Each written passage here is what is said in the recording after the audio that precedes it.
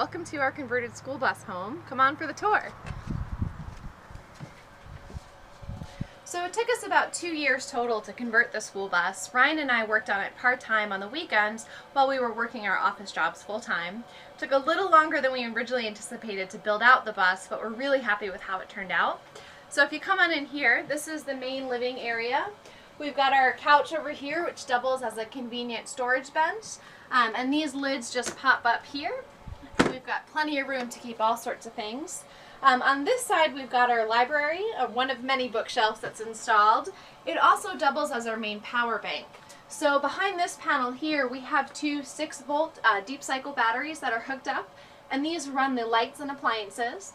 And then inside this station here, behind our cat, Mr. White, we have our main power inlet, which is a 30 amp hookup, and that should be fine for pretty much every RV park that we visit. There's also a converter charger in there, which will help to keep those deep cycle batteries fully charged while we're on the road, and that uses the AC or the shore power to charge those batteries. One thing we had to keep in mind while we were building out the bus is that it eventually will be in motion, so while we're on the road, everything needs to be secure. So things like this with our bookshelf, we actually had to design so that these little bars here slide in and out, so we can still access our books behind them, but then while we're traveling, we can set them up so that they're nice and secure. We've got our stringed instruments here. I think we've managed to fit a total of 4 of them on the bus so far, so it should be a pretty musical adventure. Coming over here, we've got the main kitchen area. We've got our little camp oven that we found online. It's small, but it's very mighty. We actually fit a full-size pizza in it the other night, which was a pretty proud moment for us. Right now it's boiling some water for coffee. Right over here, excuse me, Mr. White. Right over here we've got our kitchen sink and running water, yay. We also have some shelves up here where we keep all the things that we use on a daily basis so that they're easily at hand. We've got storage down here where we keep all of our kitchen utensils and items, the same over here, as well as additional storage underneath the sink.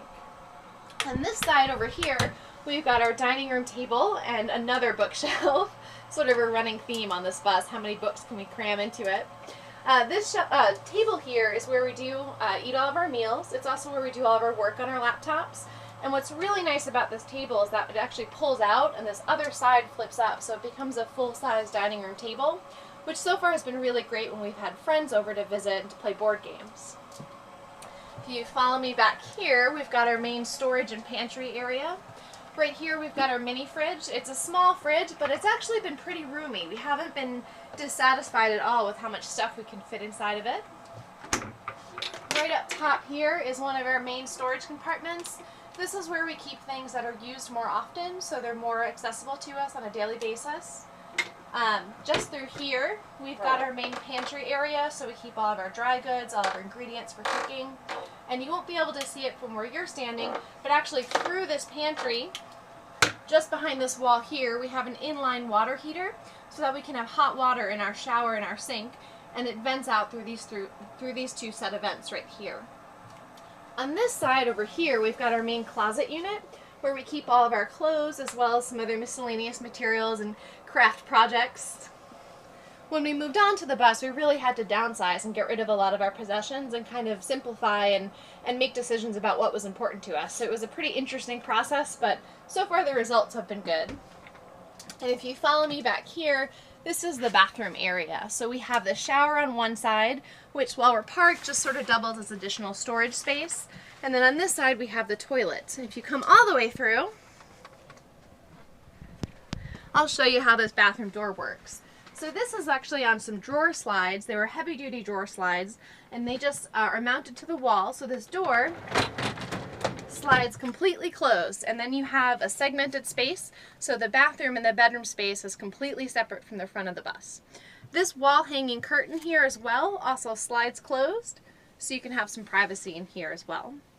And that was actually something that we wanted to be pretty important in the design process, was that we wanted to make sure we could close off the back of the bus from the front of the bus.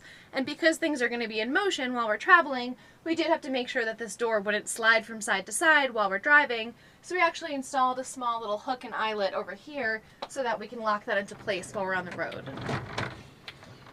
And we also have, I forgot to mention it, some secret art behind the wall, courtesy of Ryan Ayers.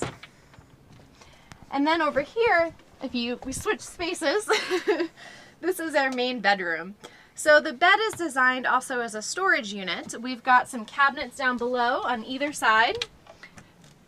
And then because we're going to be traveling with our pets, we also have some kennel units built in the back so our pets can ride comfortably and safely while we're on the road. Also underneath the bed is a rear view camera that's mounted so that while we're driving we can actually see what's behind us, and there's a corresponding monitor installed in the driver's area.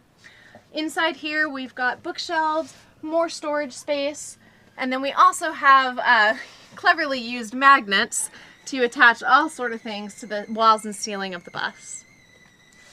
We also left the back door installed as a functioning door, and what that does is it allows us to open it up and actually have some extra airflow move through the bus and through the bedroom while we're parked.